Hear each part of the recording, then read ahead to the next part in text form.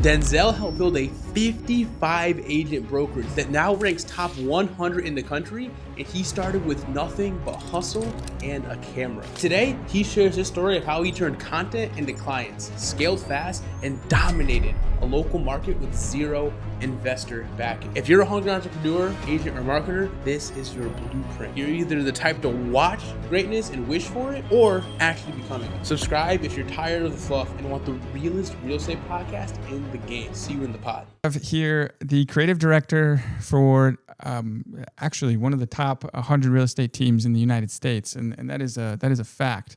Denzell, thanks for being here. And if you don't mind, introduce yourself. Tell us about where you're at right now and kind of what you focus on as far as your business day to day. Yeah.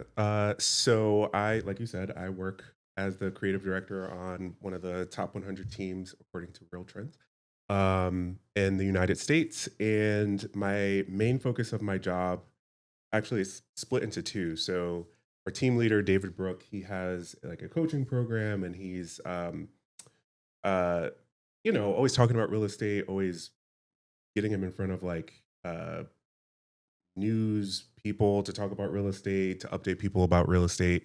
So that is a part of my job, like getting him in front of people, and, bringing attention to his brand. And then my other part of my job is making sure that the 55-ish agents that are on our team are taken care of for like all the marketing. 55? 55. It sounds like a big number, but like not all 55 agents use marketing every single day. But yeah. Our team is there for the 55 people. Okay. Holy moly. Cool. That's business.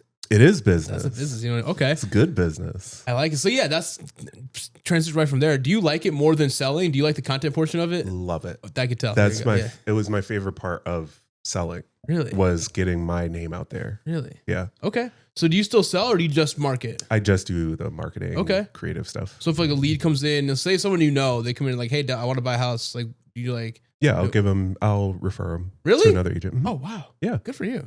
Yeah, because the cool thing about our team is that I trust that they all know what they're doing. Yeah. And can do it just as good as, if not better than me. Mm-hmm. When they did use me as a real estate agent, if they're coming back for like repeat business. So it's easy for me to hand off someone. Okay. Yeah, and trust that they can get the job done. That's what's up. Yeah. So what made you switch? Because obviously I know you were an agent. I saw your content when you were killing it. Your face became like all over my social media. You were just like, you're just going hard. That's the goal. Yeah. What made you want to like stop that and just start only marketing? So before I started in real estate, I did a lot in marketing. Like I worked at a small marketing firm based out of Hartford. And I went to school for political science, but I fell in love with a marketing class that I had to take for political science. So I have a background in it. Yeah. And again, that's just the best part of sales, was selling myself to the consumer, basically. And I was like, we could use like a person that's on the team that sees this stuff every single day. And if our goal is recruiting agents onto the team, like people need to see what the team does every day. Yeah. And since I'm here every day, like I could do this. So I pitched it to David. I was like, hey, I'm good at this stuff. I can do it. Is there any way that I can try this out for a while? And then if you like it, we can continue doing it. So that's what we did. Okay. And then you liked it. Yeah. How receptive was he to it originally? He was pretty receptive to it. I think it was something that he wanted to do himself. Yeah. Or not himself, but he wanted to have the involvement of like a marketing thing, like from the team. Yeah. We did have a marketing firm, which the marketing firm is headed by his wife, which is a very interesting Molly, I love you. Very interesting dynamic. Why is that interesting? Just because it's weird having to say to someone like, hey, I can do this job that like someone else is already doing. Yeah. And that someone else is literally his wife. So but the cool thing about their marketing firm, which is their marketing firm is Watermark. They're extremely good. Like everything that they do is so good, so on point, so like everything is trendy, all that stuff. And I think they would agree, but like if you're recruiting, there are nuances that you have to know about real estate. None of them were realtors. So I think that was the opportunity that I saw. Like I can come at this from like a realtor standpoint. What were some of those differences? What do you mean? Like, So you said there's like nuances. Can oh you yeah, maybe elaborate? Just like day-to-day stuff. Like how does it feel to wake up every day and have to like cold call leads and door knocking, and how does it feel to walk into an office every day and like you're a little bit newer and there are other experienced people around you, and Gotcha. like what do you pick up from conversations that are had in the office? Like what are the relationships of the people in the office? Like And does your content capture that, or yeah, I think so. Gotcha. Yeah. So the cool part about me actually being in the office all the time is me being able to see those relationships and like how people interact with other people and all that stuff. It's really cool to see and really cool to capture. Got you. So what's the overall strategy to recruit? Because I mean it sounds like, well, it's selling, right? It's essentially selling. You're selling the position at the job. How does that differ, or what's the like strategy, I guess, when you market that versus like a buy my product type of thing? I don't know if we have like a full-fledged like written out strategy, but I think the biggest thing that we try and do is like be as authentic as possible, and also try to be different too. Like if you look at other real estate teams profiles, a lot of the times they're doing like trendy content if they do have like a good like up-to-date profile. Like a lot of it is like really trendy, like people pointing at stuff and like, hey, like like informational stuff, which is cool because it works if you do it right. But I don't know, I just feel like that's like the same thing that everybody else is doing. Like let's just do something different. Like we have like you said, we have a bunch of personalities on the team. We have people that are willing to do more than just like point at stuff. So like why not get them involved and like, doing it. Yeah. So what are some pieces that maybe you've tried something different? What have been some of your like biggest hit pieces? Biggest hit pieces. So we haven't like I don't think we've ever gone like viral, so to speak. But the biggest pieces that people seem to identify with is like when we're shouting out people, we'll usually do some sort of like highlight reel for them. And it's like, I always try to add in something that's like off, like something that catches your eye without like you expecting it. Gotcha. So like throw something into the video where in our like our mascot, so to speak, is a lion. So I'll throw in like a lot of like lion imagery. I'll throw in like a lot of like safari and like just stuff that you would not expect to be like a real estate team's Got you. like thing. Yeah. Interesting. The lion is badass. That's pretty cool. Yeah, like I try to incorporate that. Like you see like these nice like put together real estate agents and then like a flash of like a vicious like lion. I don't know. It's so cool to me to be like different and not do the same stuff that everyone else is doing. I like that. So you do obviously all the marketing. So who's on your team? What does it look like? What is your role? What's your team's role? What does that look like? So it's three of us. So me, and then we have I call her a marketing specialist, and then we also have a video editor as well, who does some of the stuff that she does as well, if she needs help with like graphic design and all that stuff. But it's me, creative directing, and then we meet every single day to go over their tasks, like what they have to do for other agents, any side projects that we need them to do, and then that's it. Okay. And it's just that's cool. The three of us. Cool. Is everyone full time, or are you the only full time one there? Part time? What does it look like? No, we're all full time. Good for that's cool. Yeah, I like that. And they're not in the United States. Oh, they're okay. VAs. Got you. Cool. Virtual That's assistants. perfect. Yeah. Oh, You save so much Can't money. go wrong with those. Yeah, no, I don't. Yeah. I don't blame And you. very talented, like extremely hard work. Like they're up, like they're exactly 12 hours behind us. Yeah. Or ahead of us. Either Yeah, or. yeah. Yeah, because right now they're ahead, yeah. it'd be morning. Yeah, Yeah. like early morning. So when we're just walking into work, they're like eating their dinner. Yeah. And like about like their entire families are like about to go to bed. Yeah, and they're getting ready to clock in. Yeah. Crazy. That's And just like work for knucklehead real estate. Yeah, right. Just like for an hour. Yeah. I mean, for 12 hours. It's great. It's interesting. So I guess my question, another question I have is your team. There's 55 people. How many people do you like actively make content? People are complex. People are Extremely complex. yeah, people are people. That's what I say. But Yeah. People be people, and people be people. That's facts. Contractor. that's Called why me. I stopped working at the movie theater, because I did not want to deal with people anymore in Understandable. that capacity. Yeah. Because I don't understand how you can take a nice moment, Yeah. like 2 hours of your time that you decided to come to Yeah, the movie right. theater. Like- You decided to come here, and somehow you're mad. Yeah. Like Like what, before about you what? even walk into the theater. Yeah. It's wild. Think about what? But then, like, if you think about it, like those people obviously are coming from somewhere. They have relationships, pasts, all that stuff, Yeah. emotions. So, you know, a lot of baggage. yeah, lot of a lot baggage. going on. But Yeah. still, to unload on you guys, like what the heck? Yes.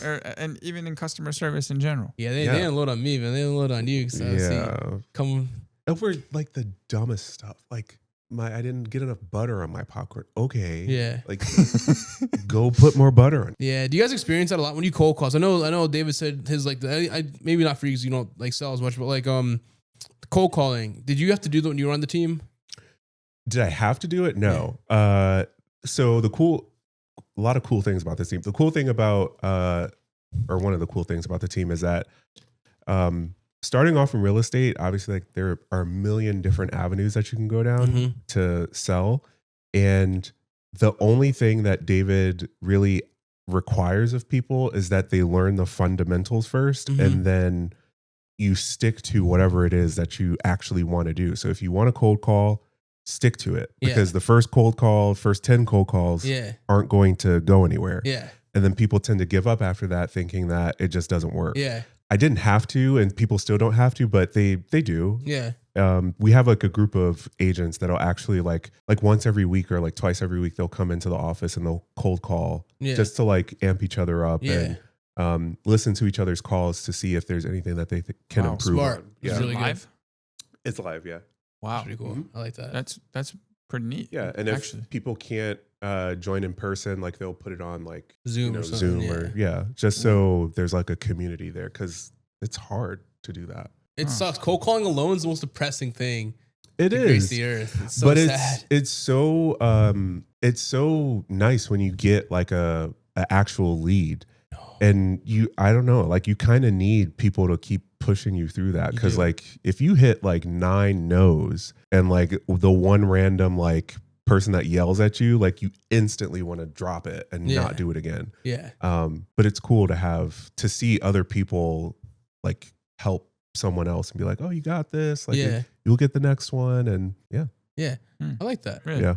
Can I ask you about the those fundamentals you said about sales? If you were teaching somebody like brand new, what would you kind of cover? What are those fundamentals?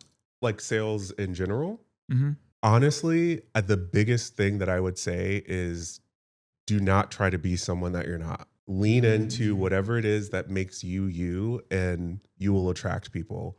And I know that's it sounds like such a cliche thing to say, Yeah. but it's true. Like, I don't know. I don't get the point of like pretending like you're $1 million agent and like you sell all these things Yeah. and you do all that. Like, no, if you're goofy and you're funny, just be goofy and funny, and like you'll find your people. If you're serious and like savvy and like put together and like every button is button, like just be that. Like you don't have to be anything else. So that would be the biggest thing. You see that a lot? What do you mean? Like new agents coming in and, They'll tough think that they voice. have to do that, and then they'll meet everyone on our team and they'll be like, oh, like they're all goofy and like Yeah. funny, and like they'll lean into what it is that makes them them, and that's how they get sales. I would say that's the biggest thing or like a fundamental, like don't try to be someone that you're not. If you have to market yourself in a certain way to maybe, you know, get more leads, sure, market yourself that way. But when you're actually like having conversations with people and talking to them, and like the fundamentals of your marketing and like who you are should come through. Just like be yourself. Yeah, that's smart. It. Like I learned a lot from. Have you ever heard of Luke Flooring? He's a boatload of stuff in Sullyton. Huge investor. So he owns a boatload of properties in Sullyton, right? And I used to he taught me everything I know about sales. He's the reason we're even like wholesaling now. But one thing I learned from him, he's like, it doesn't matter what political view they are, what race they are, what any of their beliefs are. He's like, if I walk into the house and I see Fox on, I'm red. I like Fox. If I go in there, I see CNN, I like CNN. Whatever their view is, like especially political, people like to work with people that they think matches. He's like, Nick, it does not matter what you think. Yeah. He's like, it matters what they think. And if you could just conform to that and then let them talk, that's the sell. Yeah. And learned, there were plenty of people that I worked with when I was selling that I know that I didn't agree with them politically or just like in general, but like, what am I going to do? Yeah. Like, I'm not here to change their mind about it. Yeah. You're here to help them. They don't know the process of buying and selling a house. So that's what I'm here to help them with. Whatever they do outside of that is not my business. Yeah. So what would you say to folks because some people won't work with somebody if they don't like align. And that I feel like that kills some sales and that kills like your ability to close and make money. Because people can't conform to people. So what would your advice be to somebody who is like maybe like kind of very set in their beliefs and they refuse to like conform and adapt to somebody who might have a different view? Do you think that will kill a sale, or do you think that people should stick to only trying to find people that mesh with them? What would you say? It depends. So if you're working with someone who like clearly is just like not on the same wavelength and it's like actually affecting your relationship with that person, sure, like don't work with them. But for the I don't know, it's if you meet people in sales, so and everyone is different, everyone has a different circumstance, they come from different places, so you have to like prep yourself to know that you're going to meet people that you don't necessarily align with. That's unavoidable. I feel like respectable. Yeah, the way I think is I'm just like whatever I got to do to get to the close. I will. Obviously, I'm not like gonna like be like shit on by somebody. I'm not gonna let them be a dick to me. You know what I mean? But like for the paper, best believe it. Yeah. I mean, it is what it like. But that's like a truth of sales to begin with. Like again, don't pretend to be someone that you're not. But reading people and like reading what they're interested in, like what makes them laugh, what makes them upset, all that stuff goes into sales. And if you can relate to something with someone else, like you know that they're related, like it would be no different if you saw, I don't know, like a baseball team sticker on their car or something like that. And you like try to relate to them about that. I might not care about baseball at all. But I know they care about baseball. So like, why not just say like, oh, how about those Red Sox or like whatever it is? Something. Yeah. It doesn't mean that you're changing who you are. You're just, relating. That's interesting because I feel like there's a lot of like ethical dilemmas or sometimes like you said, like I guess like you said, it depends. Have you seen any like personally, have you seen any extremes or have you come across any situations where like you're like really questioning your ethics or with other agents? No, I haven't, but I've heard stories of other people that have gotten into either like very serious situations or they felt like extremely uncomfortable. Really? Yeah, because like buyers too, but sellers, sometimes they will want a particular person to buy their house. And it could be like a particular person based off like their lifestyle, or it could be based off like race or ethnicity. Really? And sometimes you have to remind people like, hey, that's against the law. Like you can't do that. Really? So I've heard stories of Can people, I ask about like specific stories or maybe general? Like the one that I'm thinking of off the top of my head, he didn't, there was a agent that was representing a seller. Yeah. Seller, I think he like came back at like the tail end of an open house or something like that. Yeah. And he saw one of the couples leaving the open house. It was a gay couple, like 2 guys. Mm-hmm. And he said something like, I don't want those people buying this house. Make sure that they don't buy this house or something like that. And like the real estate agent like really had a moment where they were like, do I still want to work with this person? Like, like, but they had a conversation about it, and they were like, hey, like, I get, like, you might have the feelings that you might have, which, go for it. Like, you can have those feelings, but you can't dictate. That can't be a part of like why this person buys this house. Damn. Yeah. How would you deal with that? Ooh. I'm going to ask you next. If I was signed to them, I would probably have a conversation, and depended on where they probably wouldn't work with me though, if they felt that way. Yeah. They probably wouldn't have even hired me as their agent, to be honest. That's interesting. Because I don't really hide myself anywhere. Like, what you see is what you get. I like that. Yeah. Can I ask like can I piggyback on that? Have you experienced, because obviously there's more, we're in a very opinionated state. Mm-hmm. Have you experienced that, just obviously being who you are, has that affected your business at all? Has it helped you get business? Have you not gotten listings or deals because of people kind of being like biased in a way? What is your experience? I don't think so. I can't say for sure it's affected my business or not. But I've never felt it affect my business.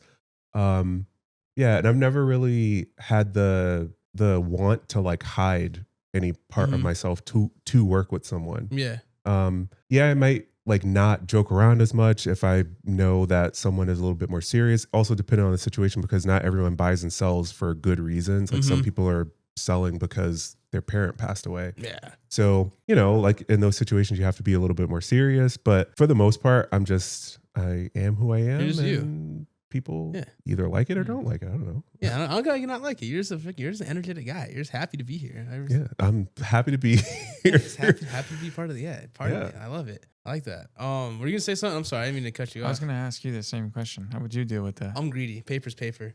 I would just be like, you know what? No, I'm kidding. Imagine not. I mean, realistically, I have a conversation too.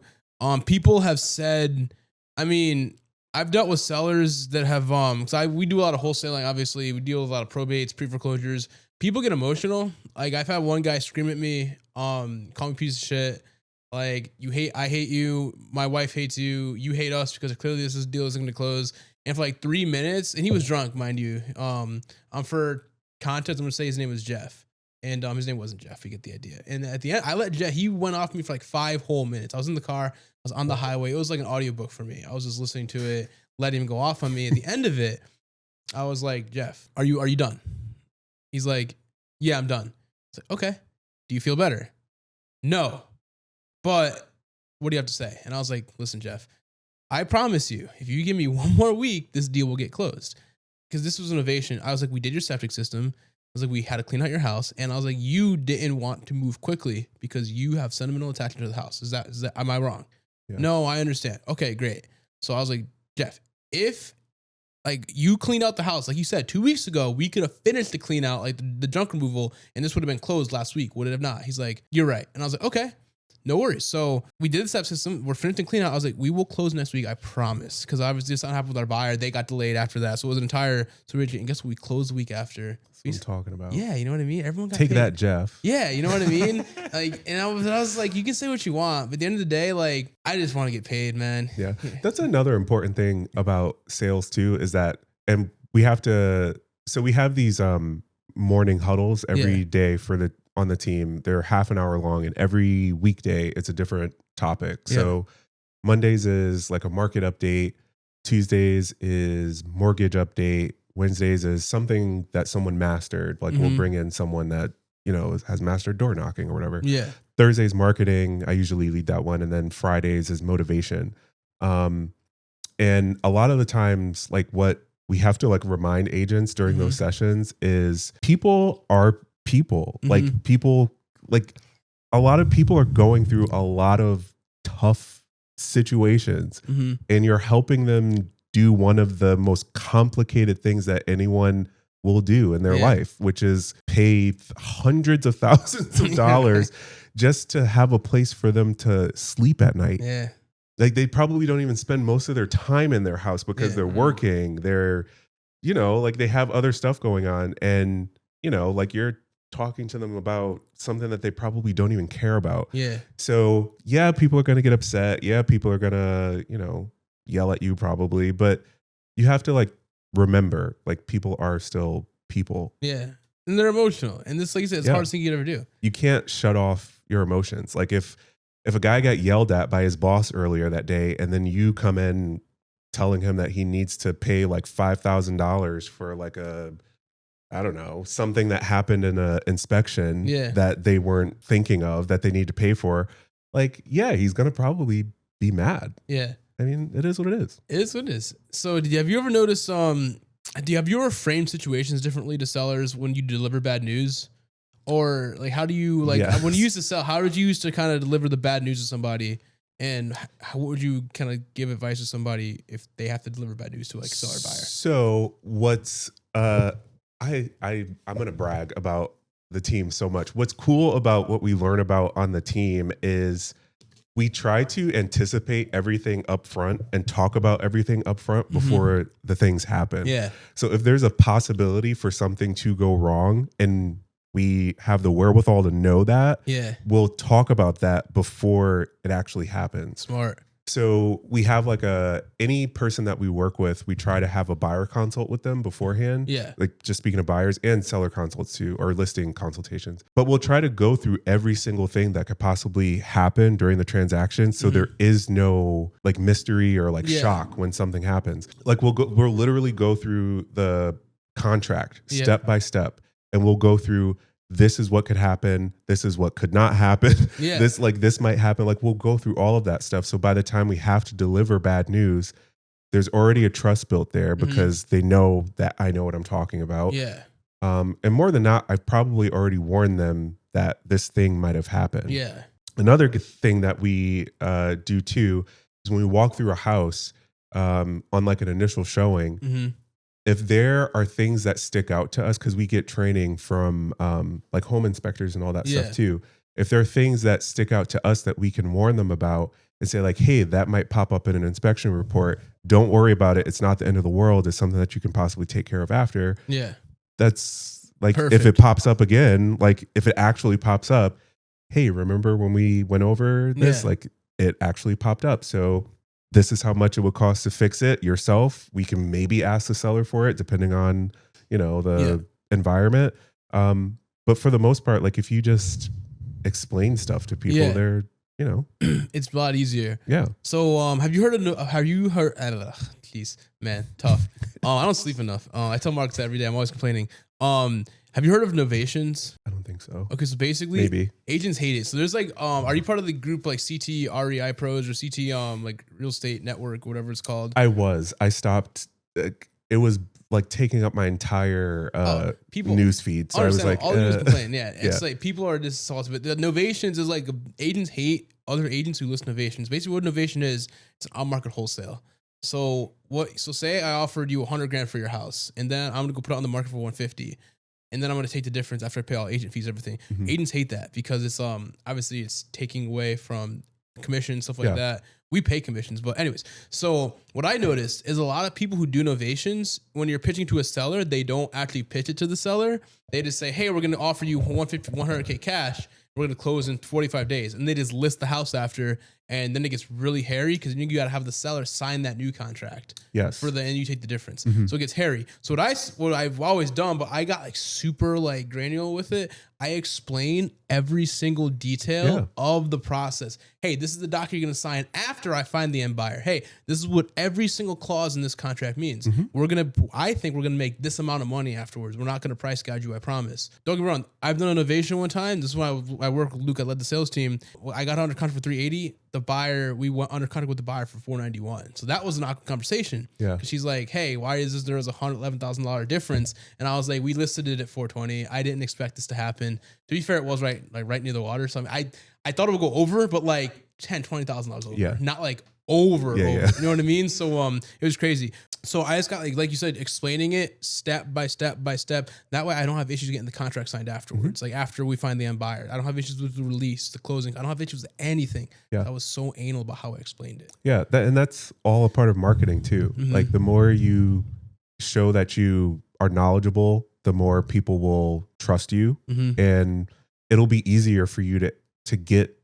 It sounds bad saying this, but to get them to do the things that they need to do Yeah. throughout the process without it being an argument. Yeah. Without them hating you for it. Yeah. Yeah. I feel like most of sales is literally communication. Yeah. And just showing up. Yeah. Showing up. And just, I mean, and doing the work that most people don't want to do. Yeah. Right? That's it. Crazy. And consistency. Yeah. Consistency. Consistency is key. Mhm. Showing up to the showings, being present. It's like people like you for that. Yeah. Damn. But I tried telling him that, but he got paid. It got closed. And then got she texted him after, like saying, like, I wish I didn't buy this house. There's so many things wrong with it. And I was like, geez. Yeah. That was like one of my biggest fears, I guess, as a real estate agent, is like I really wanted to make sure that the person Yeah. that bought the house like actually liked Yeah. the house, because the worst fear is like they have to live there for 7 years, 6 Yeah. or 7. That's like the average that people live in their houses for. And they hate me the entire time that they're living there. Yeah. Like, And then they're no. not calling you back when it's time to sell. Like I want repeat business. I want you to tell me, or I want you to tell other people about me. I want you to tell other people about my team, all that stuff. And Mhm. I can't Wow. really, that doesn't happen if we're not on the same page. Yeah. It's tough. You know, it's a little story here. It's kind of funny. So I sold a house. So they were friends of mine, so we were all cool. I sold the house in Wolcott, and the inspector was like, I know, right? You're laughing. So yeah. The inspector was like, yeah, I think your boiler has like 2 to 3 years left on it, but like you probably need to start budgeting for a new boiler.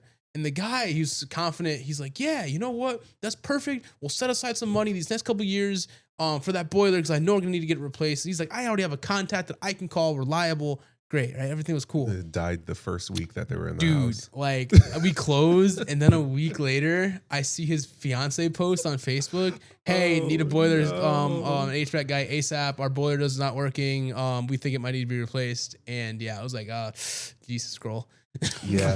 Scroll That fast. sucks because sometimes you can't anticipate that stuff. Yeah, Like who knew? yeah. Who Like knew? you can literally get a home inspection and everything's fine. And then like 2 months later, Yeah. you need this, you need that. But that's just, I mean, that's what happens when you live in a house. Yeah, you live After in you it. buy it. Yeah, you live in gotta, it. Gotta upkeep. That's Yeah. gotta Yeah. do it. I'm gonna ask, what are you mentioned the communication, but what are some other like I guess grave mistakes that new agents make? Because I mean, what's the drop rate? And people Ooh. become agents, and It's like, I feel like it's around like 87. It's probably higher 80. than this. I think it's either 87. I have it here. It's either 87 or 93% yeah, fail. in the first Really? year. Mhm. Like, first they'll year, drop and they're out. just done. Yeah. So like Wow. chances are, if you stick Why is with that? it past the first year, Yeah. you're probably going to do decent. Okay. But I think the first mistake that people make is they don't do enough research before they actually get into it.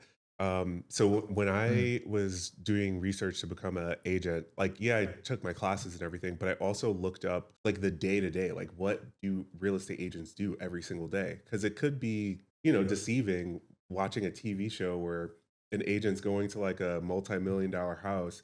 And like after that, they're going to a happy hour. And then after that, they're on the phone about to close a deal from that same multi-million-dollar house that they just went to. Like, that's not how it works. So you have to get like a realistic Yeah. view of like why or what it is that people do. Huh. So I did that. I watched like a ton of YouTube videos about people's day-to-day lives as real estate, like just everyday real estate agents. I also did research on like how many different ways you can get business as a real estate agent. And then something else that people don't do is they don't look for mentors. And if they do look for mentors, they look for mentorship in the wrong people. They look for mentorship in the people that they want to try and be like, instead of a mentorship in the person that is doing something that they would also be good at doing. So like if you're not good at door knocking, if you know that you will never be good at door knocking, don't go to a mentor that strictly does business off of door knocking. Like, don't force yourself to do something that you know you will hate doing. That's like the fastest way to burn yourself out. If you like social media, find someone else that is good at social media and like become a mentee of them. Smart. I think that's like one of the biggest things is, again, try not to lean into stuff that you're good at. Yeah.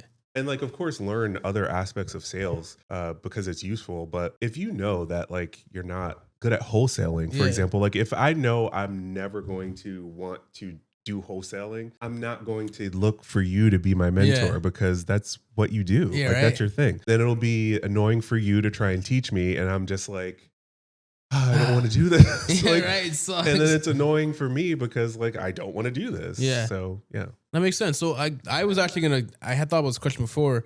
If David said no to the content team, what would you be doing now? Would you be trying to be an agent still with the team? Would you want to do your own thing? What would that look like? I would probably still be an agent. I would probably still be, see, that's a really hard question. I don't know. I feel like I would still be an agent, but I can also see myself doing like my own thing, like marketing stuff too. Yeah. I don't know. I can see myself doing both. Okay. Sorry, David. No, it's I was curious because it's just like where do people go? Because I know I worked with Luke for a while, and I knew I was want to do my own thing. So I guess that leads me to my next question. Do you always want to do your own marketing thing? Or are you looking to stay part of the team? If you don't want us to air that, we can cut it. No, that's fine. What's your dream? Right now, I love where I am. Mm-hmm. Mostly because I am growing my job. Of like, I just started when I first started doing the creative stuff for the team. It was just with the team. Mm-hmm. It was just doing like reels and making sure that the team's like marketing stuff is all together. Yeah. But now my job has grown into so much more than that. It's more like a public relations / manager / like all that stuff like rolled into one, and I absolutely love it. So yeah, I don't know. I kind of like where I'm at. That's good. I like that. Yeah. You fit, man. You fit. I saw you going around the event. You were just I doing it. like that's what I mean. Like when I say like lean into stuff that you're good at, like I love talking to people. I love being funny and sarcastic and all that stuff. And I feel like I do a really good job at that in the position that I'm in. Yeah. Because like it's easy to make connections with people when you're making them laugh and like having fun and just having conversations with them. That's sweet. Yeah. I love it. And how long have you been doing it for, Dave? I know you've been in real estate for a while. How long have you been doing like the marketing? Marketing, I think a year and a half. Okay. Yeah. Sweet. Yeah. Good stuff. Only Love up it, man. from here. Only up from here. Oh, dude, there's only money to be made. And all from a class you said you had to take. Yeah. You didn't want to take, but you had to take it. I had to take it. Awesome Way for back that. when. Yeah. That's marketing. cool. Like a little unexpected, new development. Yeah. Like I was literally like, I thought I wanted to work in politics. Like I wanted to. Oh yeah. Yeah, I wanted to learn more about like just politics in general, like how different countries negotiated with each other, all that stuff. And then one of the classes was just like this random marketing class, and I remember the project that I was working on where it like clicked for me. We had to rebrand like failing restaurants or like restaurants that were on their way to failing. I don't know if all of them are still failing now, but I remember Applebee's was one of the restaurants that we had to work on. And I was on the team for Applebee's, and we were like rebranding it. We were like, we're going to do this, that. I was like, I kind of like this. Like, I really love like coming up with ideas to like attract people to something. So yeah. Interesting. You know what's funny? Applebee's, they're like going out of business like every year. That's what I crazy. said. Like, I don't know if they're still going out of business, but yeah, I used to go to Applebee's all the time, and then now I don't anymore. It's crazy. I think it's like a marketing tactic because they always say them, and like I know Red Lobster almost went out of business, and they got that new CEO. Yes. And he like saved it. He like cut all the costs and like did different things. Good for him. But Applebee's, I'm convinced their marketing. It up. Yeah, that's what he did. Yeah, he's like, what's that word? Doge. What's that mean? The coin. No. Well. No, we don't have. Well, that is the thing. But the thing that Elon Musk was heading, or still is heading, I don't know if he's still doing that.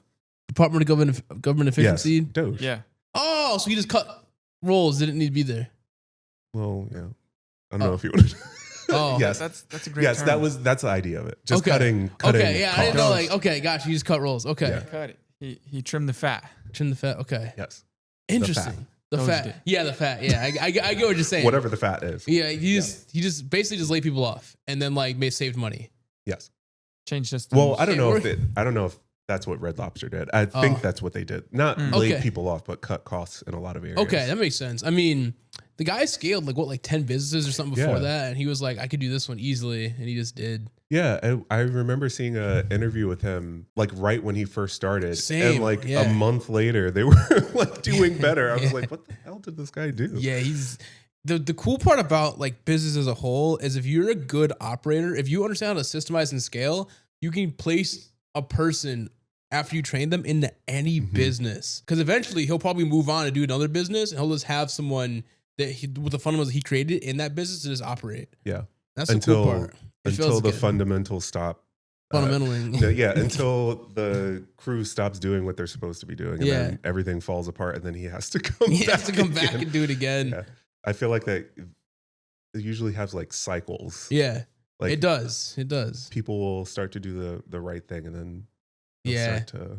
You get complacent in a way, you know what I mean? Because like when you make a lot of money, you feel good. Like, okay, we don't got to change anything. Yeah. What I learned is, and this is also what we learned from a mentor. It's like when you're doing something phenomenal and you're doing great, you need to audit why you're doing great, and then you need to audit things that aren't going great. Because eventually, it's like yin and yang. Those things that aren't going great are going to catch up to you, and then all of a sudden, nothing's going great.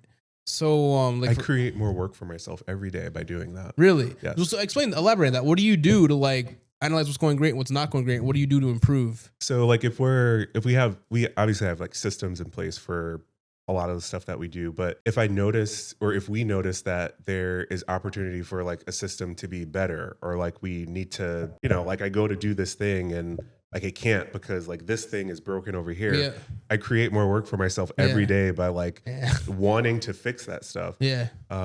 I think it's also really important too about your job. Like you have to want the stuff to work. Yeah. Like you can't just show up every day and like click buttons and be like, oh, like, like it's just another day on the job. Like, like I want things to be as efficient and as smooth as possible. And the only way to do that is to constantly look at the way it's working. Yeah. If it's not working, come up with new ideas to make it work better. Yeah. I like that. Yeah. So you would say you love the day to day. You love like the analyzing yourself, going through it, because like it makes you smooth. Yes. I like that. I love it. We just did the same thing. We just so we like cut our lead flow for like 2 months. Does it hurt? Yes. Wait, you did what? We cut our lead flow for like 2 months. And did it hurt? Yes. Do we regret it? No, because slightly. But the benefit is those 2 months were like the saving grace for us, because we systemized our business, and we're still doing it. We systemized our business a lot more. We were like tracked our KPIs. We looked at like what's working, what's not working. We cut all the stuff that wasn't working. And now we just like dived in and spent more money on stuff that is good. And now we're like, our pipeline's getting full again. The leads are coming in.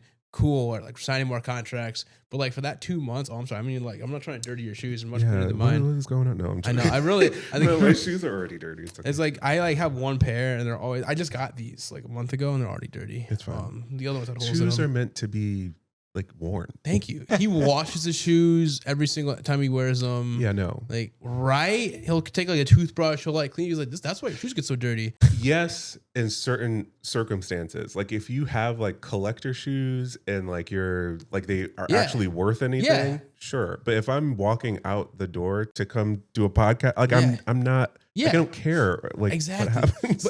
But like those shoes would be like, he'd be like sitting on the brush afterwards. Like, that.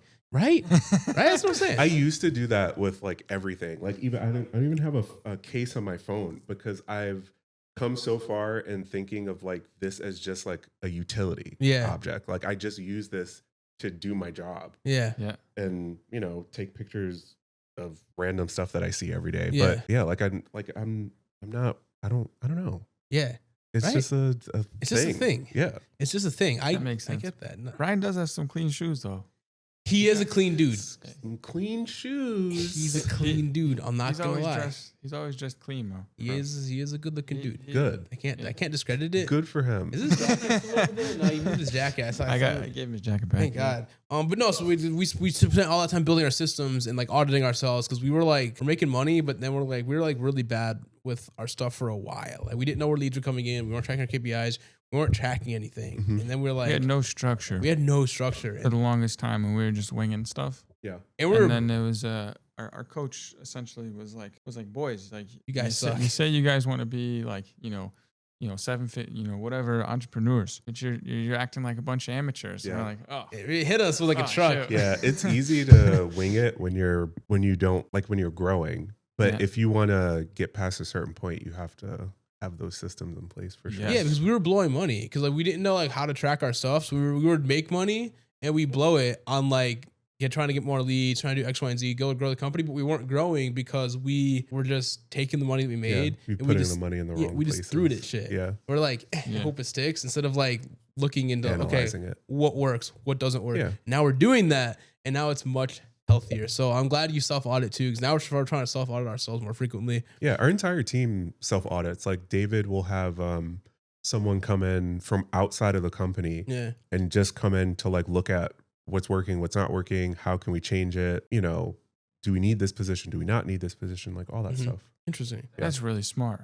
He literally we just had Who it. does he use? I Don't tell him. I can't say. Don't tell him. But is that a thing? Like, I don't need to know the exact person, but I didn't know that was a thing that you could hire somebody. Oh yeah, they're like all. I don't know his official title, but he will go around to different businesses and basically like audit them. It's like Really? a coach, It's like basically. consulting. Like Yeah. yeah. I said don't tell Marcos because I know if you tell him he's gonna call the guy up on Monday. Well, and be like, I don't "Hey, even can we-" know if I can't tell you anyway because I don't know if he's supposed to be working with other people. But he did it for us as like Yeah. I don't know if it was like a favor or not, but No, not to steal your guy or anything. I didn't know that was a thing you could search for. Yeah, like Luke had someone come in and audit freedom. That's why What- he got corporate. If we wanted to find somebody, what do you search for? What do you like? I have to get like his Business art. official title. But it like the people do exist. Like, they'll come in, they'll talk to you about what it is that you're trying to do. Like, what is your goal? They'll ask you questions about what you're doing right now to get to that goal. They'll look at all your numbers. They'll look at your culture. They'll look at all that stuff. And then they'll just Wow. suggest you Everything, do huh? things differently if you have to. Dang, Yeah. Yeah. that's insane. 'Cause Like even with his like personal life stuff too, like there's something wrong with like his scheduling and all that stuff. Like he'll look at that too and be like, you say that you want to do this, but like you're doing that. Like, yeah. wow, Damn. that's like. You tear us apart. No, Put us but out of business. But come on, like you say you want to get to a level, a certain level, and again, like what you're doing has Yeah. gotten you this far. Yeah. Yeah. Like, come on, like it's time for something different. Yeah. and that's That's like real. fantastic. And like you said before, it does. I mean, we've seen people come and go. That's the biggest thing is that coachability aspect. There's nobody. Everyone thinks their shit's fucking. Shit don't stink. Yeah. Yeah. It's like, come on, man. Like I would love to, find somebody to kind of deep dive and Yeah. because I know PBD has talked about that too, where he had somebody early on. I think they were capped at like however many millions yearly in revenue, and then they had some like a whole like team, like a 5-person team come in. They did a whole like analysis, and they were like, oh, you have like no SOPs, and then fast forward like a couple months, they created like this whole brand new internal system, and then and just like seemingly overnight, it's like you have a whole new company, ready to take you. That's awesome. Yeah. That's freaking You get someone awesome. to come in and look at it. Like obviously it has to be someone that knows your business and all that stuff. But yeah, there are people out there that'll That's really cool. It'll come Damn, I back. wish you didn't give him that idea. Now we're gonna go spend more money on that, bro. Like, but it might be worth it. oh yeah, no, honestly, like Unless we probably you already know what you're supposed to do. If Oh, you already know what you're supposed to do, then you'll just be paying someone to tell you what you right already know. now, or like we know what we're supposed to do and we're getting better, but we Well, could be better. Well, some of us could use a different perspective for it to click. All right. I'm gonna start yelling. I'm kidding. Can you imagine? No, Mark has been grilling me all week. But it's deserved. I have been slacking in some instances. No, Get it together. It's mutual. it's bad. It's It's mutual. bad. We go back and forth. Yeah. and it's all Just it's- kidding, viewers. They're not slacking. They're great. No, It's all, yeah, no. I have everything together. I swear, promise. But No, we're, that's good. No, that's a good tidbit. That's a good It's, tidbit. I like that. Yeah. I do want to clarify. find somebody willing to push you and not afraid to tell you when your shit stinks. Yes, absolutely. That is a very good point. Because David is surrounded by people that tell him no every single day. It's he has a director of operations. Her name is Alex, who coincidentally enough is he's her cousin technically, because he's married. She's married to his cousin. Oh. So they know each other in that aspect. So they're closer to each other. So they have the relationship where if he says something, she could just be like, we're not doing that. But also like, I'll tell him no, or like, I'll say like maybe not. Like we have other stuff that we can focus on, or like, just don't be afraid to like tell your people no, or like at least like have a conversation about it. Cause being ahead of a company, you can have shiny object syndrome, or you like your job is literally to come up with ideas. Like that's his job. Is to come up with ideas, make connections with people, and obviously make sure the company is working the way that it can. But a part of the way that he makes sure that it's working that way is making sure that we're, doing like the latest trends and like making sure that we have the latest technology and like we're not falling behind. But if you don't have people saying no, then you literally will be paying money to like try every new thing possible, because you might see the value in all those things. But yeah, tell your people no. That makes sense. And I like tell that. him no. Oh, Marcos always tells me no. I'm trying to get us to buy this. I think it's a great buy. If we can get in the way I think we're gonna get it, well, there's two deals. Before you came, I got an East Haven possible Airbnb came on our plate. And like we're gonna overpay by seven. Let's hear it out. We're gonna overpay by $75,000 because we can get it with because. And listen, this is just me putting it out there. I might be able to get it for less, and then we can wholesale the terms. So I might get it for no money down, seller finance, and it's developable. You can build a big house on it. You can turn on what's there. It's just land. There's a 1-1 there. Oh. Airbnb rates every night a little over $100, maybe less. Maybe a little less, but we can do the we can either do that. We can wholesale the terms. I feel like it's rough. That'll be a kind of a ways to get back to how much you paid for. Yeah. Oh, that's what I'm saying. There's that, so I might be able to get them down. There's another one. There's a group home in Hartford, and not the greatest part of Hartford, but it makes so much money, and I want to buy that too. On paper, it makes money. There are costs that we have to factor in and make it not worth it. I don't know. Marcos seems to. Or we're gonna buy it. Watch and see. Right. So one of these days, you'll be like, "Yo, I want to do another pod." Be like, "Oh, we went out of business or something." I'm gonna call you in like a month. Yeah. Be like, "Yo, we bought the group home. It didn't work out." I know. We're living in the group home. Literally. And it was funny. We can't because it's a female sober house. See.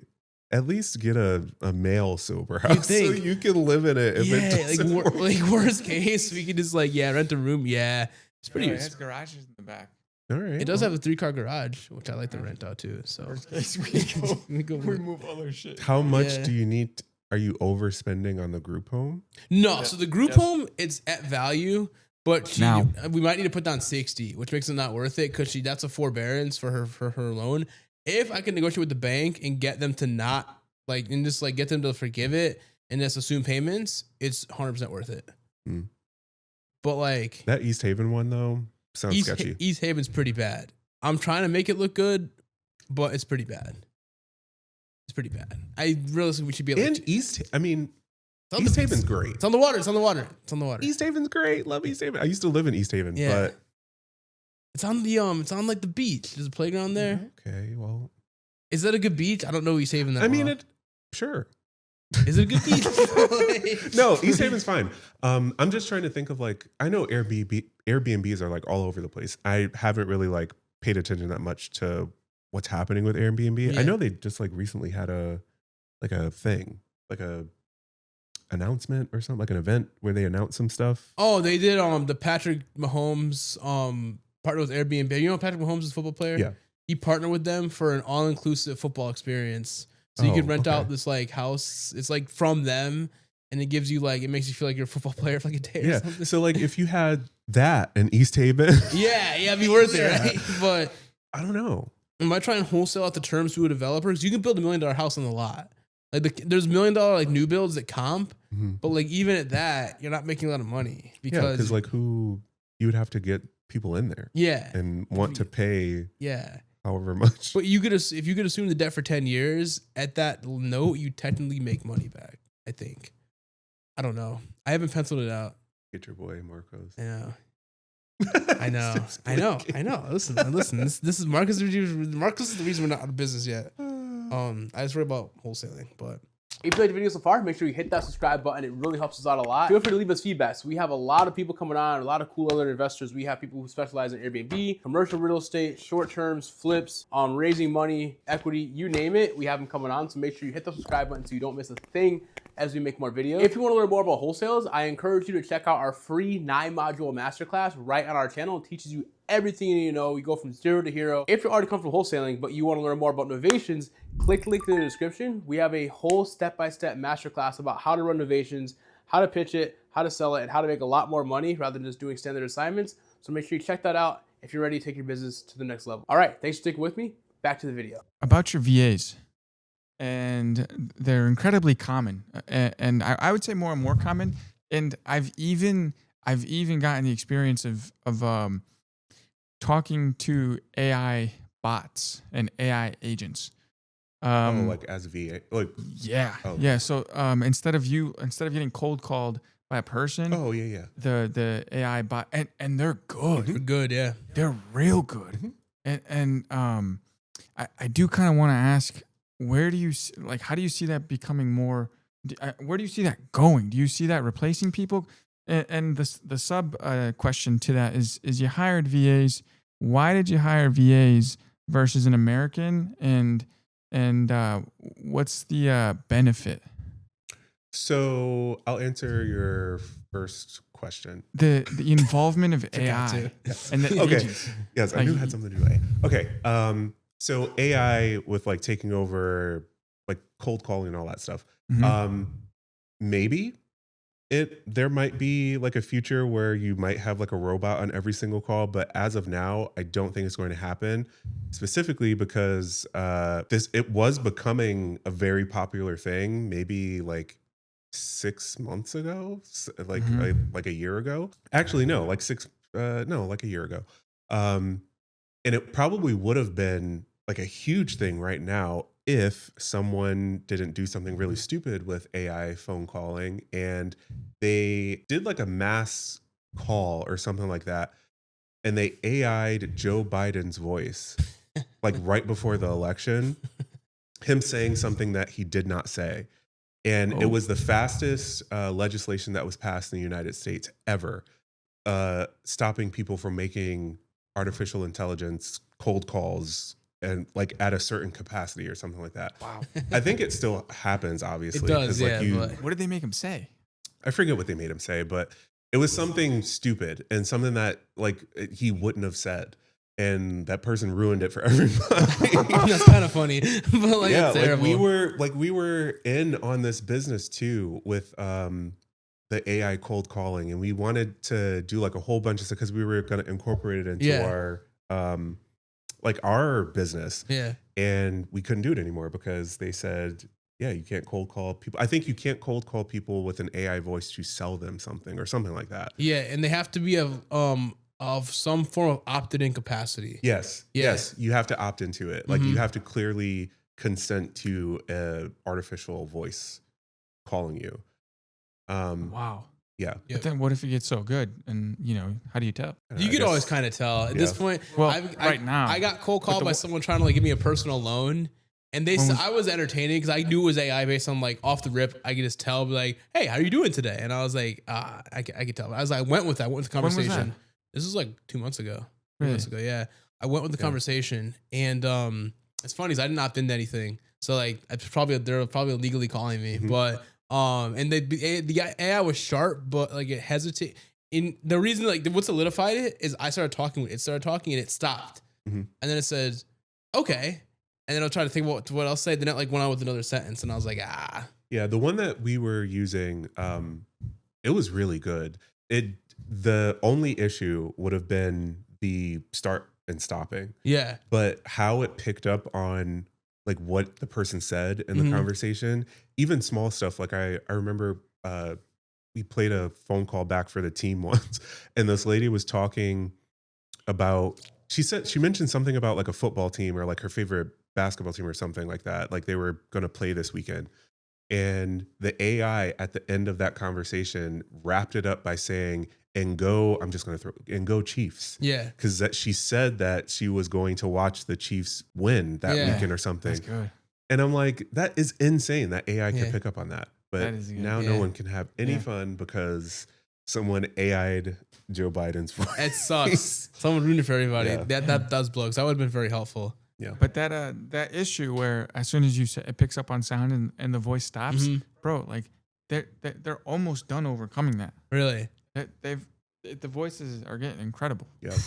Absolutely incredible. Powerful. So, but I'd also like to ask you real quick, VAs, right? Overseas versus hiring in-house people. How do you feel about that? And because there's a lot of mixed responses, right? Some people are like, that's crazy, bring jobs back into America. But at the same time, from a business standpoint, maybe you get a lot more bang from your buck.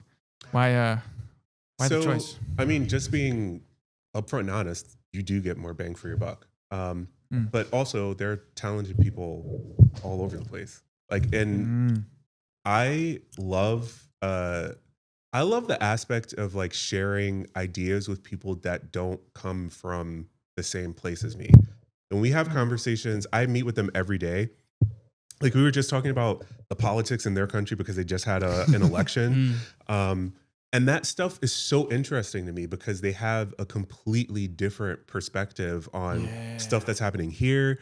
They have a different perspective on stuff that's happening in their own country, and they can bring that to the table every day. I even tell them, I'm like, if you guys have something that's like trending and popular over there, inject that in the stuff that we do too, because if it's trending and popular over there, it's most likely not happening here. Or if it is, it would probably happen at a completely different time. So it's interesting to see like just different things and just to talk to and communicate with and work with different people. The like American jobs thing is like a completely different conversation. Like, yeah, like we would love every American to have a job and great. But like not everyone can do the job. And if they can do the job, they probably want to get paid a lot for it because it is very expensive to live in the United States. Oh, it's so deep. I mean, like rent right now is even astronomical, let alone just buying a house. So like, yeah, you can argue like, yeah, everyone American jobs, like, yeah, but like doesn't work like that. Yeah, or expensive, especially Connecticut. I talked to a seller today. I'm going to see his house tomorrow, and I was like, so like, besides our text, what made you want to like, sell your property? He was like, Connecticut's expensive. My taxes got raised 26%. And I looked at the town card. His taxes went up 26%. Yeah. And I was like, percent? 26? Blew me away. I was like, that's diabolical. Really expensive to live in the United States. He was like, I'm so disappointed. I'm so disappointed in Connecticut. I loved it here. I can't stand it anymore. I want to move to Texas or some shit. And I was like, all right. All right, man. Yeah. But it's like that everywhere. Yeah. Like even if we hired people that do what they do, we probably still wouldn't, I don't know this for a fact, but we probably still wouldn't hire them based out of like Connecticut. Because it's expensive. I don't know. Yeah. It's people want more. Yeah. Our minimum wage is some of the highest in the country, right? It's almost $20 an hour. In Connecticut, yeah. Yeah. It's 20? I thought it was like 17. No, it's almost 20. Almost somewhere 20, up there. Oh my God. I wish when I started, I still be at AMC. Imagine, I know, right? Like, me killing it. No, but yeah, but like the federal minimum wage is still like $7. Like that's insane. Wow. Yeah. We're pricey for a reason. That's why we tax our bags. I mean, everything's great. Yeah, it's right. I know. We just, like I said, that's another reason we moved too, because not just because of the space of the house was being too much, but like our taxes went up, and like my escrow and my payment was gonna go up, and I was like, I'm paying like right now. I paid off like a lot of my stuff when I moved, but like right now my all-in living expenses are less than my one monthly payment at that other house. See, And I was like, damn. Southern's also a lot cheaper tax wise. And there was an in-law, so her sister moved in and pays me rent. And I was like, word. oh come and on, it's like free Yeah. childcare. So I was like, perfect. So, but like all in, it's like, it's less money than one mortgage payment at my Yeah. old house. And I was like, yeah, this is not nicer. Yeah, that's a no-brainer. Yeah. I will say though, with VAs, treat your VAs as you would anyone else that works for you. Because I've heard some stories of like people treating their VAs like crap because they are in a different country. Mm-hmm. Like, no, just treat them like people.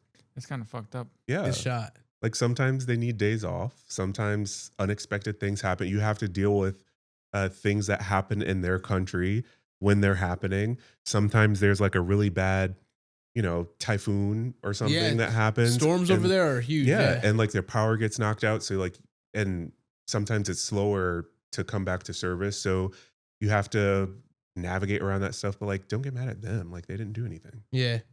Treat them like people. Yeah. Americans, we're just mean as a whole, especially to other people who aren't. Speak for yourself. Yeah. No, yeah, I'm grouping us all together. You know what I mean? But we are mean to some Northeast people. is mean. We are. South is Especially Connecticut people. We're just angry and cold and tired. Why do we live here? No, I don't know.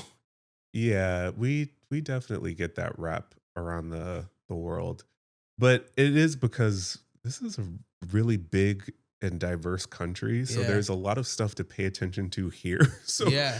like we don't have time to pay attention to a lot of other stuff. So I always, whenever we get on a meeting call and like something happens in this country, I'll always just go, sorry guys, there's a lot going on. Yeah.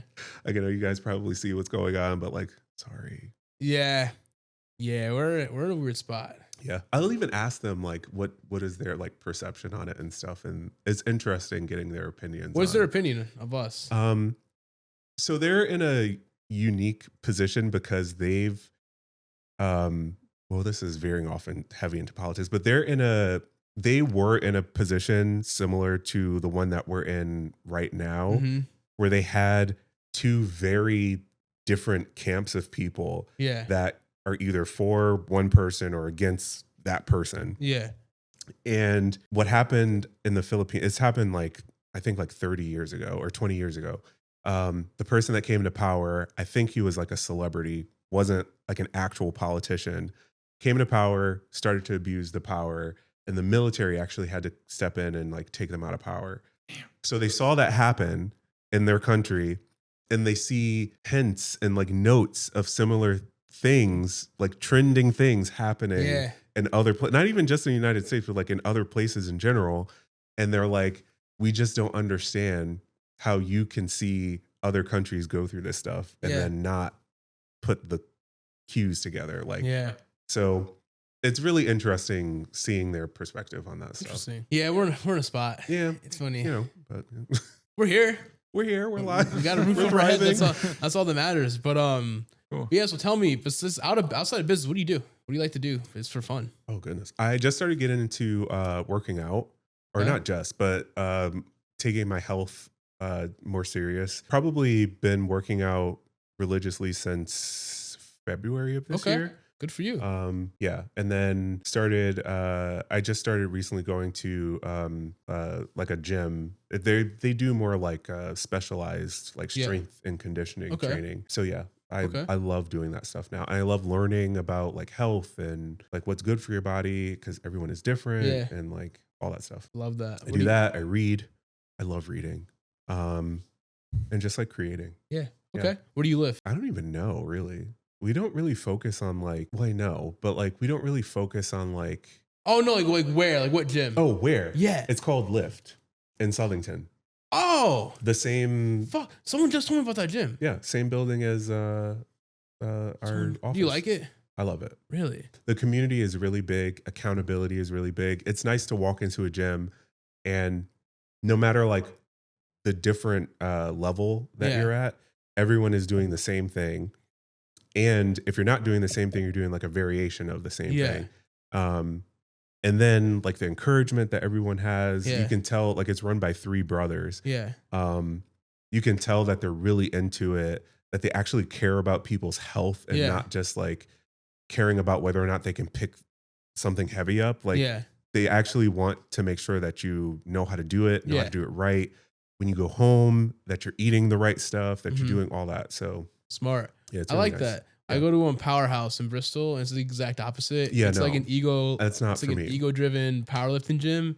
I love it. I can't do I'm that. just, it's like I mean, I can feels- do it, but I'll like cry in the corner. that's so fair. Like it fills my ego tank. But I always want to go to like a gym that's more like tries different things because there's not many classes. I don't really like try classes or anything like that. Not like I'm against it. They just don't offer it. Mhm. But I've always wanted to kind of see like what other gyms are more so like besides like commercial gyms and anything. So it's interesting to see. Like I want to try like a boxing gym that didn't work out. It sucked, but I wanted to do a boxing gym for a really long time. I took like a random boxing class one day and I was like, I love this. This It's would so be fun, a cool right? way to get into shape. Yeah. But they're really expensive. they're so expensive. I mean, the gym I go to now is probably around the same amount, like a little bit less, but I get so much more, I feel like, at Yeah. that gym than I do at like just a boxing gym. That's fair. There's one in West Hartford that's like good and affordable, but like I just don't feel like going to West Hartford every day, and I know I'm not gonna go to West Hartford every day Yeah. to go like work out. Someone that used to be on our team told me a tip. He was like, find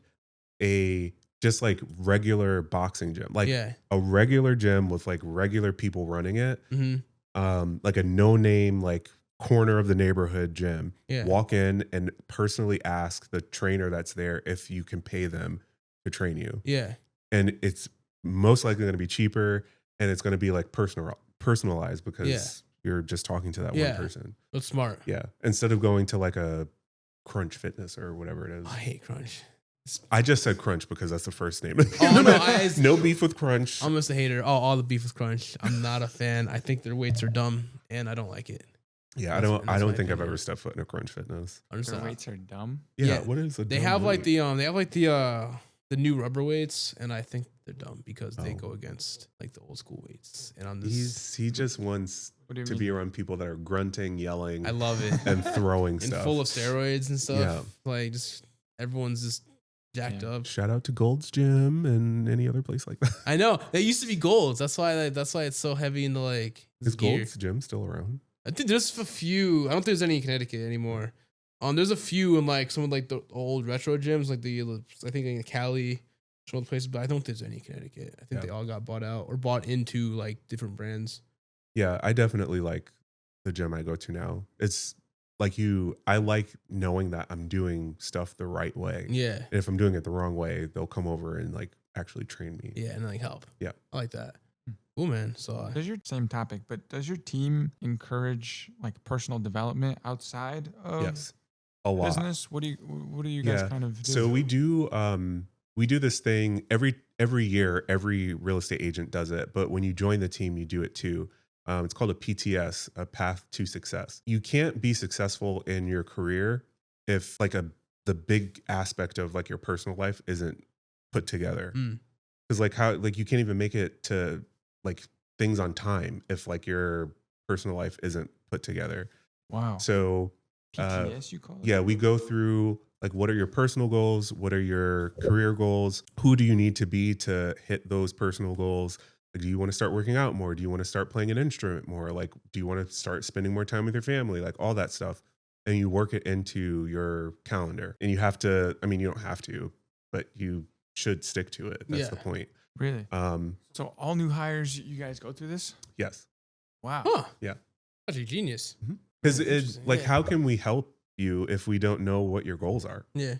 And like your career goal could be to, make $100,000 every year. But like, why do you want to make that? Do you want to buy your first house? Do you want to travel more? Like, what is the actual goal that you want to achieve? And how does making $100,000 a year help you get to that goal? And sometimes people will realize like, oh, I don't need to make $100,000 a year. I just need to do this in order to achieve my goal. So it's good. I like that. Yeah. That's actually, we're going to steal that. Do Because it. we want to start bringing on more people. We just hired our first sales guy. We want to start bringing on like more, like expanding our team. So that's actually going to be really powerful. Because I want to get better at leading. Right now I'm pretty bad. And I want to become a better leader. Yeah. And it's like, That's interesting. Yeah. That And a lot. I mean, there are like different workshops. Have you ever taken the DISC assessment? The Tony Robbins thing. I don't know if it's specifically his, but he might have. It sounds like Oh. something that Tony Robbins would have like talked he about. coined it, right, or something like that. Like, I don't even know. It's like a DIS. I think I have. I'll check my emails. I think I have taken it. It's meant to show you. It takes such a long time to get through, but it's worth it. It shows you what you're good at and what you're not good at. Yeah. So if you're good at like cheering people on and like rah and like all that stuff, Yeah. like it'll tell you like that's your type of leadership style. Lean into that. Mm-hmm. On the opposite end of that, you'll need to hire someone else to do like the idea creation and like all this other stuff. So if you find out from like an assessment like that what you're really good at, you can lean more into that, and then you'll know who to hire. Yeah. On the opposite end. That's to help genius. balance that out. I gotta see. Is We're it gonna do free? those. I just found one. There, I'll send you I a think link. there is a free one. There might be a paid one. I think the paid one goes into like everything. Yeah. That makes sense. But I'm pretty sure there are free ones out Okay. there. Oh, I'll look at different It's ones. the one that says sponsored on it. Yeah, right. He's like, this is a good one. The good one. This is I'll a look good at one. I'll take and then we can take one with Mike. And Sounds then good. Same thing. Personality tests, those are cool. To take. We met a guy, an investor. He won't partner with you until you take a personality test, because he was like, he buys a lot of real estate and he partners with a lot of people in that sense of like just equity partners, and he won't buy or give any equity until you get a personality test. And That's interesting. Dude's like 31, 32, and he owns like tens of millions in real estate. Oh, well, then it's working. It's working. I'm like, man, genius. Yeah. Genius. Because if you know how you are and you know how someone else is, Yeah. then if it's a mesh or it works out, then Great. go for it. But if you clearly know based off of like someone's personality test or DISC assessment that you're not going to mesh well, then why waste your time? It's interesting. I'm gonna actually probably take a disc test. I'll be like, if we don't match, I'm gonna be like, here's the kid, we're done. It seems like you do. It seems like you both are good. Oh, me and Marcos? Oh, you're talking about someone else. I was talking about fancy. Yeah, no, me and Marcus were great. We Oh. fuck around a lot, but now we like our partnership. I'm not trying to glaze us, but like people like ask us how our partnership like works so well, Mhm. and this is because Marcos yells at me. So what do you do? Like, what is like your role? Our analogy is he steers the boat and I make sure it doesn't sink. Yeah. Okay, so like CFO, Great question. director of ops, that sort of thing, and like you're just the CEO. Oh, Since we haven't thought of it like that, but probably. Yeah, never. Just Yeah, you guys because gotta it's break only this us down. two. Yeah. It's only us two. Literally, like I would say before you bring on other people, solidify what your two roles are. Not to Oh. like come in and like, No, please. like Oh, Maybe no, you could be 100%. maybe you could be the guy to come in and like Well- audit our business. Well, no, but you have to think about it. Like if you hire someone else, they're automatically going to be under you unless they get like another C-suite role or whatever. But like, who do they go to for what? And like, what happens if they have a question about something that only you can answer, but like they go to you to answer it because they're confused about whose role is what? that's Fuck. true. You got to figure that stuff out. Yeah. Why have we? So, oh my god. So to answer your question, I do sales. He does marketing and GCing. Okay. In the aspect of that, but in terms of roles, we have never once. Oh yeah. Yeah, damn, because fuck. you're communicating with each other, Yeah. obviously all the time. You know each other. Yeah. But if you bring in one other person, they now have two people that they can go to. And if Yeah. they're going to you for something that they should be going to him for, yeah. And that's what's happening with Mike. Well, he knows that like I work with Mike one on one. He's a sales guy, so at least Mike knows that. But if we were to hire anyone else, then Yeah. Anything sales related is Nick, that makes sense. and then Everything else. everything else. Yeah, everything else is Marcos. Yeah. Money, our projects, our flips we have going on, the ads. Yeah, I but just- but even that's fine. Yeah. Just like actually lay it out. That's true. Damn. That's true. Damn. Now we're like, We could like regurgitate on paper and show you, but like one sentence summary. I have no idea how to put it into words. Oh man, yeah. Honestly, it's crazy to think about like CEO, CFO. I don't think we're Yeah. I don't think we're big enough for it. But like, You are. Well, no, that's what we do every day. Yeah. Yeah. You are big enough for it. Like, you can be one person and be all C-suite Wear people. hats, Yeah. all hats. Yeah. As soon as you bring someone else into your organization, like, you have to clearly state like what they're doing and like how they're going to do it, because it can break down so easily if you don't do that. thank you for opening our eyes, because we have actually never thought of it like that. Fuck, man. And we're right here as I'm glazing us. We built our systems. We have a lot of better stuff going on. Fuck. Okay. It's good though. Like, No, yeah, that's a part of. That's one reason why you're doing the podcast. Yeah. Everyone is learning and Yeah. growing. I And appreciate that. No, that's gonna actually go. That's gonna become a topic actually, because I don't know. yeah, get That's some cool. Yeah, for like future interviews and stuff. Yeah. You should get some like CFOs, CEO. Well, I'm looking at CEOs, the yeah. C-suite positions. Yeah, there's a few, and yeah, we do these every day. yeah. we- And we- what's cool is that like the title doesn't really mean much. Like, you just like, it's whatever it is that you actually do. That yeah, the title is the title. Like, you can call yourself a CEO, but like, do you actually do CEO stuff? Like, that's what you have to figure out. Like, you can call yourself a chief financial officer, but like, do you actually do what they're supposed to do? And would someone else understand that you do that too? I'm looking at C-suite stuff right now. I'm sorry. I was listening to you. Yeah, That's like. I That's literally cool. popped up like this, the C-suite roles. Yeah. You could like learn about more of them. yeah. Because I get that question all the time. I never know how to answer it. What Like, do you do? Yeah, Yeah. because it's like because we do so much. You know what's Yeah. funny? I just talked about this at our last marketing huddle that we did. We were talking about how to best navigate networking events. Yeah. And one of the things was have a clear one sentence for when someone asks you what you do. Because that's going to be like, that's going to come up. Someone's Yeah. going to ask you that at a Yeah. networking event. And if you fumble, if you say like, oh, I do, like, that's like the fastest way for someone to like write you off and be like, I don't want to Oh, work with shit. you. Or not, I don't want to work with you, but like, there are other confident people that have probably answered that question Yeah. a lot faster, a lot more confident than you just did. So I'm probably going to work with them and not work Huh. with you. Like, no one has ever said that, but like, Yeah. that's but what people think. It's subconscious. Yeah, like Yeah. you have to like imagine like someone walking up to you and you ask them what they do and they're just like, yeah, I do this, I do that. Yeah. Like, But no, nothing. have a clear like, I help buyers and sellers get into houses. Yeah. Or like, you can say like, I'm a real estate agent, but like that's boring. Like, Yeah. I help people navigate the buying and selling process. Yeah.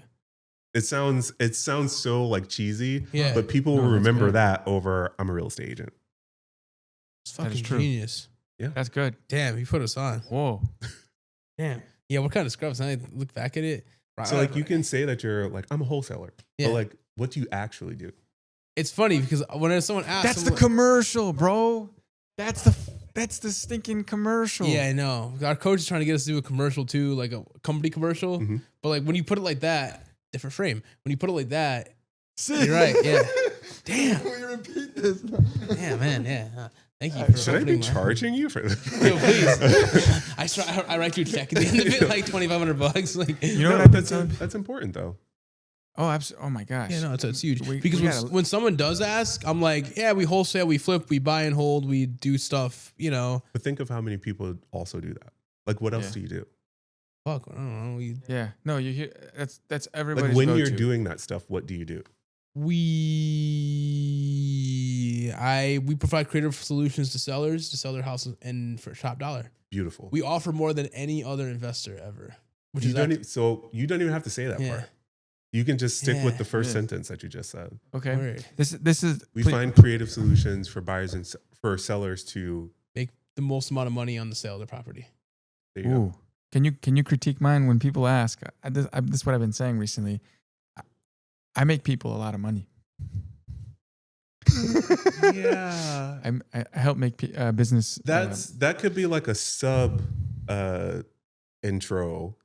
line. Okay. That could be the line that goes after the one that you say Interesting. that you do. Because if you say that, then like, okay. If I'm looking for if I'm talking to somebody who potentially could be an advertising client, what I would say to them is I help I help business owners or small local business owners make a lot of money.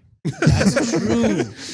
Yes, you do that. But like, how do you do that? How do you do that? The how. It's like what's like How? the top 2 things that you do? Like the top 2 most important things that you do I see. with every contact that you have or every See. customer that you have. So include the how. Yeah. Like what? Which Say is- it right now. which Like is what's what the makes top you- 2 things that you do? That's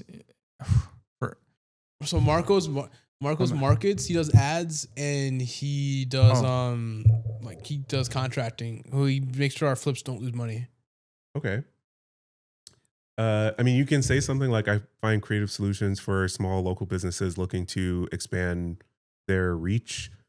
I guess for Astra, sometimes we're open to raising money, and so maybe that's a fantastic See? exercise. That's why you have to figure out what you do, Yeah. or like, put it on like On actual paper, and then because you do a lot of stuff. Like you both obviously do a lot of stuff. Yeah. But you have to figure out like the top like 2 things and just go with that. You can't just because we're on a small ad agency on the side and we solely use the money for food. So we can't just be like, yeah, we run a side business that allows us to eat food. It allows us to go to nice restaurants. It does allow us to go to nice restaurants. So we used it as like, we did. It's like my thing with marketing. Like you have to, I mean, you don't have to, but you can always reframe something and it's not lying. Like you're saying what it is that you do, but you want to prop yourself up on like the 1 or 2 things that you do. Yeah, and like do you well. do. Yeah. Yeah. Same thing with like, getting leads. Like do the thing that you do really well. I manage really We're going to have a breakthrough right now. I feel it. efficient. Hope so. I manage real estate projects, Portfolios. portfolios efficiently in a way where sellers make money, walk away with money, we make money, and our investors make money. How's that? That's long. You getting there? That's good. Getting there? Yeah. Okay. I'm gonna build off of that. I like the efficient and portfolio that works. That does Works work. well. It makes us feel. Yeah. It makes us look like pros. It does make you are pros. We're pretty nice. Yo, we're pros. We're pretty nasty. Let's go. Yeah, like you're already doing the thing. You just gotta Be better at explaining the thing to other people. Yeah, people come to the networking event Marketing. and I say like, yeah, like when you ask me like, so what are you doing now? It's like, yeah, we do this, and this. Yeah, just say that, and then wherever the conversation goes after that, that's when you can obviously Elaborate. talk more about it. But Fuck. Thank you. Good. You just helped us do this exercise our coach has been wanting us to do for months. yeah, This That's has been what the we most do, man. breakthrough podcast we've ever had. And you probably doesn't even seem like it, but like Oh, that's awesome. You got any last questions? I have asked every question that I wrote down and then some. dude, wait, what- how are you? Just because this is fresh in my mind, how are you with networking events? And do you go to a lot of networking events? So we go to like Brian's event. we're terrible. He's gonna try to tell you we go to nothing. No, let me tell you something. Let me tell you something. We sometimes go to Brian's. Let me tell you something. I tried to get Marcus to go to a networking event on Wednesday. I was like, hey, you going to this meetup? Look at my plate. Everything's on it. I got too much. No, I'm not going. He wants to go to meetups. So I try and get him to go to meetups. I don't know if I can go to meetups. Just saying. So Marcus is the problem. okay. More of the story. So actually, I'm constantly sending meetups. He asked me about one meetup in particular, and it was it a pickleball thing? Or No. it- Oh yeah, you didn't go to that meetup either. There was a pickleball meetup. How fun is Do that? you have to go together, or do you just feel more comfortable going together? No, we can go. We'll go separately. I went to the pickleball one alone. He didn't want to go. He didn't How want was to go. it? It was fun. Yeah.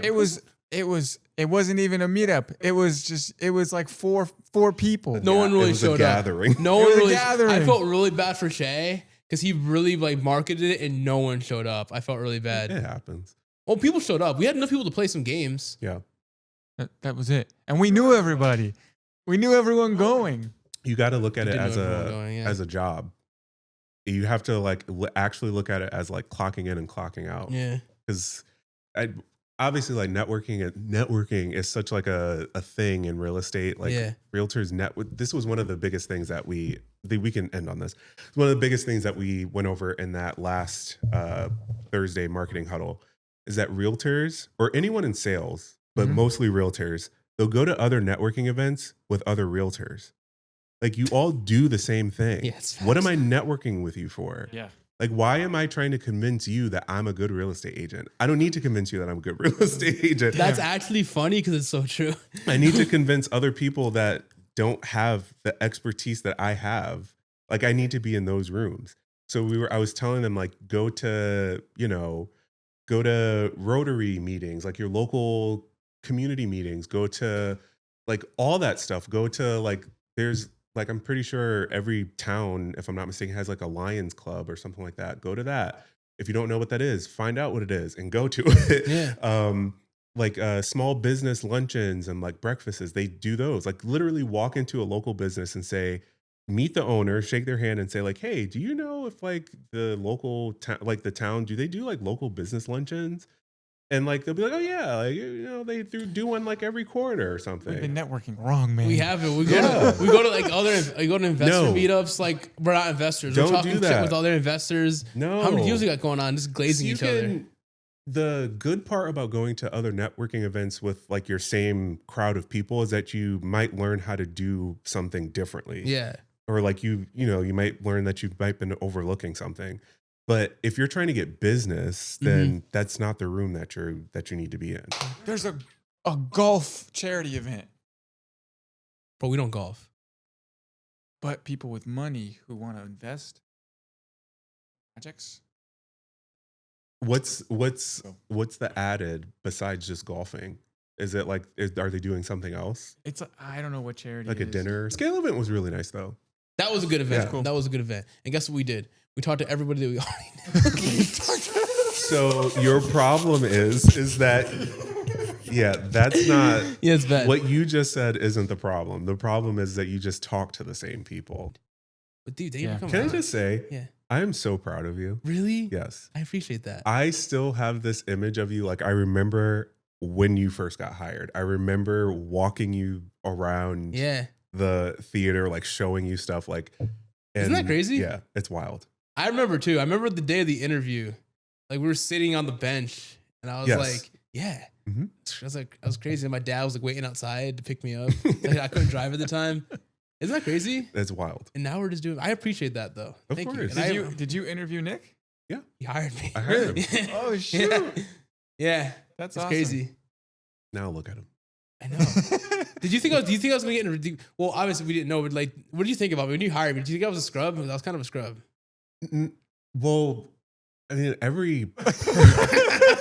says it all. No. Right there. That says everything. If you work at a movie theater and your job is to hire like literal kids to work at the movie theater, like everyone is a scrub. Like what did you own back then? Yeah, no. What life experience did you have back then? Like nothing. So it's, that's what it is. Like you're literally hiring people to do A, B, and C. And that's it. Yeah. Like don't think about anything else. Just do A, B, and C. Oh, can I tell you something? You know what I hated? Who made the schedules? Damn. It was a mixture of us. Okay. We all made the schedule. Okay. I got hired as an usher and I hated they transitioned me to box. Oh, yeah. Well, why did that happen? Out of curiosity. Because you can't, I mean, you can, but it's a fast way to lose money on payroll. Yeah. You can't hire people just to do one thing because one, you don't need them to do that one thing all the time. Yeah. Two, everyone's on a completely different schedule. People are in school, people have other jobs, all that stuff. Yeah. And then three, like we need help in other places. So, but like the cool thing, or not cool thing, but the thing with specifically with Usher to box office doesn't really take that much effort. Like you're literally just pressing they say what they want to see. You press a button, the ticket prints out. So like, that's why we usually did like a cross thing with box office and ushering. Concession stand, like you actually have to have like a flow and like all that stuff. And we like clearly knew like if you wanted to be an usher, you definitely did not want to go behind the concession stand, which I think we tried to put you behind there anyway. No, I got put on box all the time. Okay, well and that's I hated why. that. I was like, no, it's okay. I moved on. I traumatized him when he was younger. I moved on. It's okay. I promise. You are closing deals left and right now because you had that experience on the box office. Yeah. Also, movie theaters don't make money on tickets anyway. So how do they make money? Advertisements? Concession. Really? Mm-hmm. Think about how much it costs to pop a bag of popcorn. Probably costs like 5 cents. Oh my like God. Actual, like just bringing it down, like the actual cost, like a kernel of popcorn. Yeah. And then they charge like what, $13, $14 for a bucket? Yeah, it's crazy. Yeah. Yeah, no, it's no. We spent like $50 on concessions to see that movie. Yeah. And I got make your money. Well, to be fair, I got chicken. I got 2 things of chicken, like boneless wings, whether the tenders, whatever they are. I got popcorn. I got a water. So for $50, though, it's actually not bad. But that's terrible for $50. Behind the scenes of movie theater stuff, the movie theater pays to show movies. Like the companies just don't like give out the movie for free and they're like, here, show this and let's make money.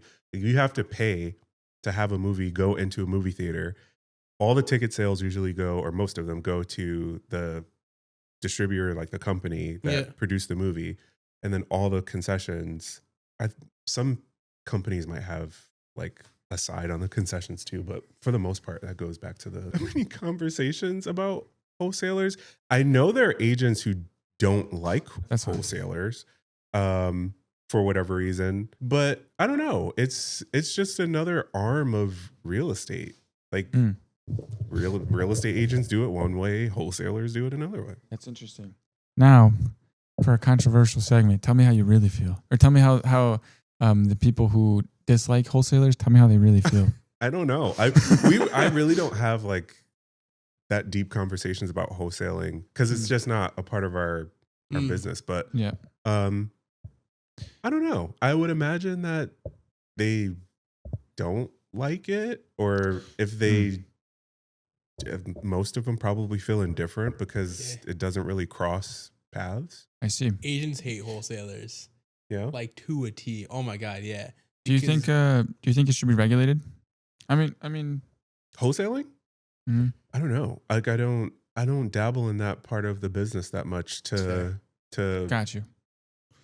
Yes, it should. No, I'm joking. I don't know. There we go. They're trying to pass a bill to like either regulate it or ban it, which is crazy because then for a second there I thought our model was tanked, and I thought I was like, well, we're out of business. But see, I feel like there's arguments that could be made for banning like just real estate agents in general. Like people can sell their own houses if they want to.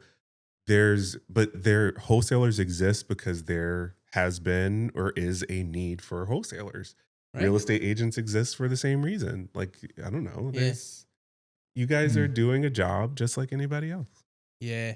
How do you feel about wholesalers making, and this is, we have a friend, he's 18 years old. He's at that event. Ethically. If you're doing it ethically. How do you feel about some wholesalers trying to talk a seller down, and then make $100K plus on an assignment fee? That's not, if you're going to wholesale. See, there we go. This is the juicy stuff. Yeah. If you're going to wholesale, do it ethically. Yeah. Like, if you know that you're only going to make like $10,000 on a sale, like realistically, without talking someone down, then just like either do that and go after the sale for that amount of money, or try to sell it for higher than what, I don't know. Like, I feel like as soon as you start, if you know that the seller can get more money, then you start to talk them down from that, then that's when it starts to become like a, it's grimy. I have an innovation right now that I got to get the guy down to like 550. And it's not because I want to make more. It's because we physically can't sell it. It was built in 1770. Yeah. If there's a reason why you're talking them down, like realistically, like your house is not going to sell or like whatever. Real estate agents do the same thing. Yeah. Like you have to talk people down because they obviously live in their house and they want to sell it for a certain amount. Yeah.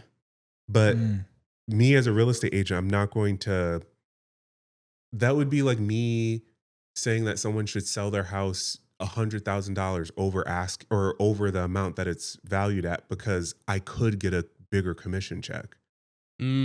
Like Right, for that cash sale, no appraisal. Yeah, like no, that's not the goal. The goal is to help the seller. I mean, and obviously by helping the seller, you make money off of that. But like the goal should be to help the person. Yeah, that's real. We go into it with that mindset. We're accredited. I tell them we're accredited with A+ with the Better Business Bureau. Okay, keep it that way. Yeah, everyone acts like it's hard. Yo, some lady, I was on the phone with some lady yesterday. She was like, "Yeah, I looked into you guys. I see you're A+ rated," and I was like, "Yeah, we are." She's like, a lot of people in your industry, like especially for we buy house people, like they're not like you just have they have bad reviews. And I was like, yeah, no. Just be a human. Just be a person. Have conversations. Figure out why people want to do stuff. Yeah, and then just act off of that. Yeah. Listen more than you speak. That's a fact. Yeah. At least at first. Yeah. Listen, paraphrase. That's awesome. Yeah, man. So I guess little send off message. You most life-changing tips. Put us on. Put us on. You already changed our lives once. Put us on. Honestly, I say this all the time with the team. I will literally yell this like randomly at people when they walk into the office because I believe wholeheartedly in this. You are here for a very short amount of time. There are like literally 75 summers you're here for, basically. Oh shit. Are you going to spend your entire life thinking about the way other people think about you, trying to please other people, trying to be someone that you're not, in sales, out of sales, personal life, career, whatever? Be yourself. If not 100%, damn near 100% of the time. And if you're scared to do it, introduce yourself, the true you, a little bit at a time. And once you realize that the sky is not falling down, once you do that, keep that part of you everywhere you go. That's it. Yeah. 75 summers is deep. Yeah, it's true though.